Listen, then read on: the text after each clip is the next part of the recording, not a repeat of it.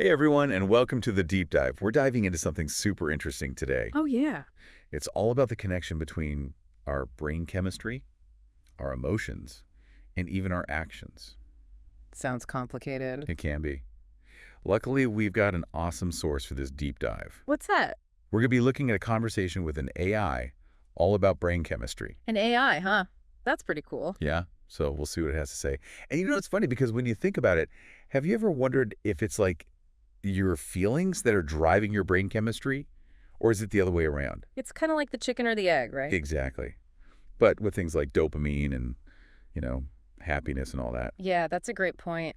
It is really fascinating because we often think about emotions as these like abstract things, right? Yeah. But they actually have this very real physical basis in our brains, in this whole complex world of neurotransmitters And our source material really dives into that whole idea that it's like a two-way street Yeah. between our feelings and, all these chemical messengers in our brain. It definitely is.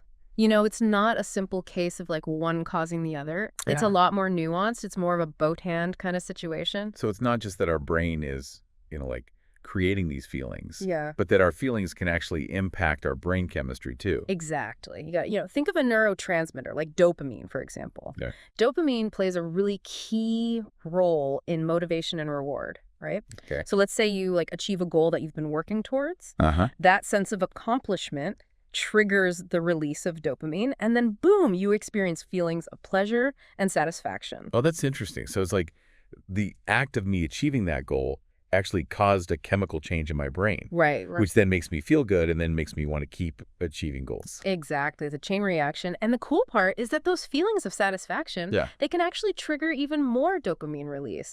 So you're kind of creating this positive feedback loop. Oh. You're essentially like wiring your brain to seek out more of those rewarding experiences. I like that. So, it's like achieving one goal gives you the motivation to set even bigger ones. Totally. It's like those good feelings are fueling the fire for, future accomplishments. And That's a great way to think about it.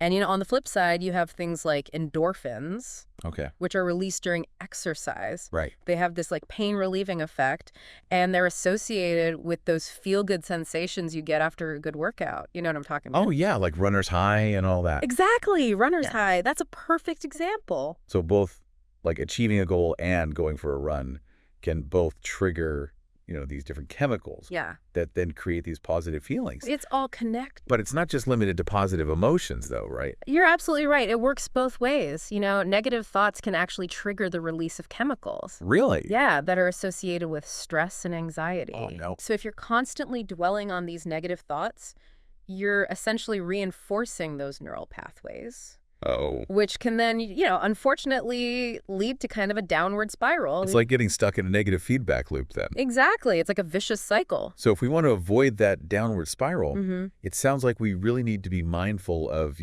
the types of thoughts that we're feeding our brains. 100%. Hmm. Being aware of your thought patterns and consciously, kind of shifting your focus towards more positive or at least more neutral thoughts Right. can have a real impact on your brain chemistry. Wow, this is already giving you a lot to think about. I know, right?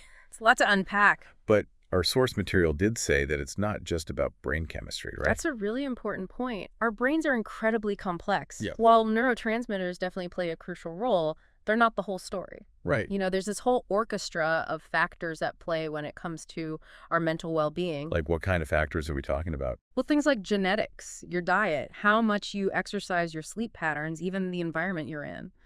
All of these can impact your brain chemistry. Really? Yeah. And that then, consequently affects your emotional state. So it's like that whole nature versus nurture debate. Kind of, yeah. It sounds like both our biology and our life experiences contribute to, how we're doing mentally. They're both important pieces of the puzzle. But if I'm being honest, this all feels a little overwhelming. I get it. Is there a way to simplify all of this? There is.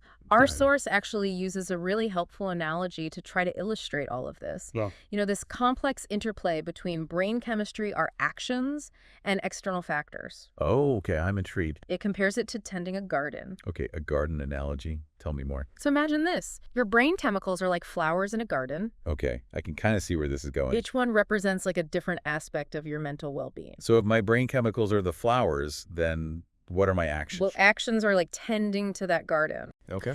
The choices you make each day, what you eat, how much you sleep, whether you exercise, even the way you think, it all contributes to creating the right environment for those flowers to thrive. So it's like I'm the gardener, and my job is to create, the best possible conditions for my mental garden to like flourish. Exactly. Just like a garden needs sunlight and water and nutrients to grow. Right. Our brains need things like healthy foods, physical activity, and restful sleep to function at their best. Makes sense. And just as a gardener would prune away dead leaves or pull out weeds, Yeah. we need to manage stress and cultivate positive thoughts to prevent those negative thought patterns from taking over. I like that. That's a really powerful image. It makes this whole concept of brain chemistry feel much more, tangible and manageable. Right. It's not just about these like invisible forces controlling our moods. It feels more within our control. Yeah, it's about, us actively participating in like shaping our own, mental landscape. Yeah, that's a great way to put it. And this analogy also helps us understand the impact of external factors, too. How so? Well, just like a garden can be affected by things like the weather, Yeah. our mental well-being can be influenced by, events that are outside of our control. Okay, that makes sense. Things like job stress, relationship issues, even just like a string of bad luck. Right. It can feel like a sudden storm or like Yeah. a pesky infestation in our mental gardens. So even if we're doing all the right things like eating well, exercising, managing our stress, there's still going to be times when our mental gardens struggle. Absolutely. Life is unpredictable. Yeah. And we can't shield ourselves from every challenge. True. But the garden analogy reminds us that even when we're faced with these difficult circumstances, we still have some agency. Yeah. We can learn how to adapt, how to protect our gardens as best as we can. So like how a gardener might use a tarp to protect their plants during a hailstorm. Exactly. We can develop, coping mechanisms and resilience strategies to weather those tough times. You got it. It sounds like this analogy is about more than just, understanding brain chemistry. Yeah. It's about empowering us to take a more proactive approach to our mental well-being. You hit the nail on the head. Yeah. The key takeaway here is that we are not simply at the mercy of our brain chemistry. Okay. We have a role to play in tending to our mental gardens. And just like any gardener, Yeah. we can learn and adapt and grow along the way. I love that. This analogy is really resonating with me. It's a good advice. It makes me want to go out and buy some plants. Know the feeling. But speaking of learning and adapting our source material, also emphasizes that this deep dive Yeah, is really just one piece of the puzzle, right? that's right. We've Yeah. focused on this fascinating interplay, between brain chemistry, emotions, and actions. Uh-huh. But it's important to remember that mental well-being is a much bigger topic. Right. There's so many layers to it, and it's super crucial to seek professional help if you're struggling. Think of it like calling in a master gardener when you need extra support with your garden. That's a great way to frame it. There's no shame in seeking guidance from those who have a deeper understanding. So it's not always about, doing it all ourselves. Mm. Sometimes we need a little extra help to keep those mental gardens thriving. Exactly. Sometimes you need to call in the experts. So as we kind of wrap up this, exploration of brain chemistry and mental well-being, Yeah. what's one key message that you hope our listeners take away from this deep dive? I think the biggest takeaway, honestly, is that we have more control over our mental well-being than we might realize. By understanding how our brain chemistry, our actions, and all these external factors all work together, we can start making more, informed choices that support our mental health. That's such a good message. Yeah. It's not about being perfect No, not at all. or avoiding challenges, Of course not. but it's about giving ourselves the, knowledge and tools to deal with life's ups and downs. Absolutely. And speaking of tools, Yes. I'm curious, are there any specific things that our listeners can do to start cultivating those flowers in their mental gardens? I'm sure there are. Even small changes can make a big difference over time, right? Exactly. One simple step is to just become more aware of your thought patterns. Okay. When you notice yourself kind of spiraling into negative thoughts, Yeah. try to gently shift your focus to something more, neutral or positive. It's like what we were talking about earlier with Yeah. those positive and negative feedback loops. If we can catch those, negative thoughts early on, Right. maybe we can stop them from, taking root, Exactly. creating a whole, downward spiral of negativity. You got it.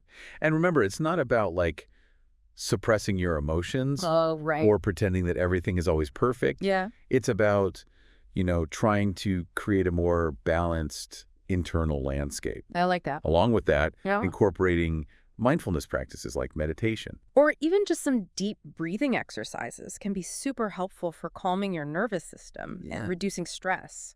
Those are great suggestions. And I imagine things like, getting enough sleep, Oh, yeah, for sure. eating a balanced diet, Yeah. exercising regularly. Huge. Those also play a big role in, tending to our mental gardens. They absolutely do. Think of those as like providing the essential nutrients Uh-huh. and sunlight that your mental garden needs to thrive. I like that. And if you're feeling really adventurous, Uh-huh. you could even dive deeper into the world of brain chemistry itself. Research some of those neurotransmitters we've been talking about. Okay. Dopamine, serotonin, endorphins, and see what kind of fascinating insights you uncover. It's like becoming a true expert gardener for our own minds. Exactly. Well, I think we've covered a lot of ground today. Any final thoughts for our listeners before we wrap things up? Just remember, you have the power to cultivate a beautiful and thriving inner world.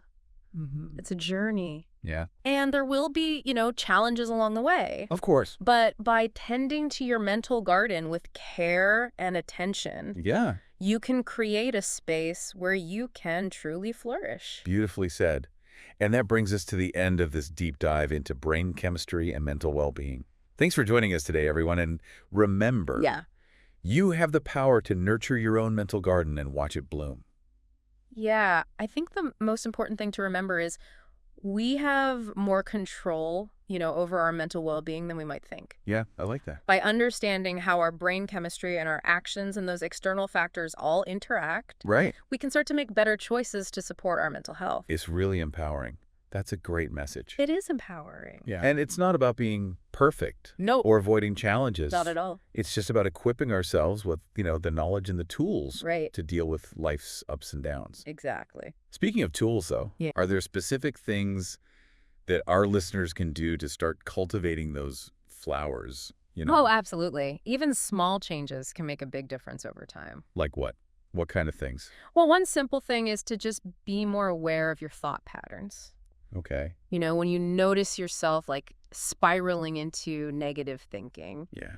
try to gently redirect your focus, to something more positive or even just neutral. It's like what we were talking about with those Yeah. positive and negative feedback loops. Exactly. If you can catch those negative thoughts early, you can kind of stop them from, taking root. Right. And creating that, whole downward spiral. Exactly. And it's not about suppressing emotions or pretending everything is always perfect. Right. Of course not. It's just about trying to create a more balanced, internal landscape. Yeah. I like that. A balanced internal landscape. And along with that, things like mindfulness practices can help a lot. Oh, yeah. Like what? Like meditation or even just deep breathing exercises. Those are great for calming your nervous system and reducing stress. Those are great suggestions. And I imagine, things like getting enough sleep. Oh, yeah. You did well. And exercising regularly. Those are all essential. Those are all part of, tending our mental garden. They absolutely are. Yeah. It's like giving your garden all the nutrients and sunlight it needs. Yeah, I love that analogy. And, if you're really wanting to go deeper, you could even do some research on brain chemistry. Oh, yeah. Learn about all those neurotransmitters we were talking about, like dopamine and serotonin and endorphins. Yeah. You might discover some really fascinating stuff. I love that. It's like becoming a true expert gardener for our own minds. Exactly. Well, I think we've covered so much today. Yeah, this has been great. Any last thoughts before we wrap things up? Just remember, you have the power to cultivate a beautiful and thriving, inner world. It's an ongoing journey. Yeah. And there will be challenges, but if you tend to open your mental garden with care and attention, you can create a space where you can truly flourish. That is so well said, and that brings us to the end of our deep dive into brain chemistry and mental well-being. Thanks so much for joining us today, everyone, and remember, you have the power to nurture your own mental garden and watch it bloom.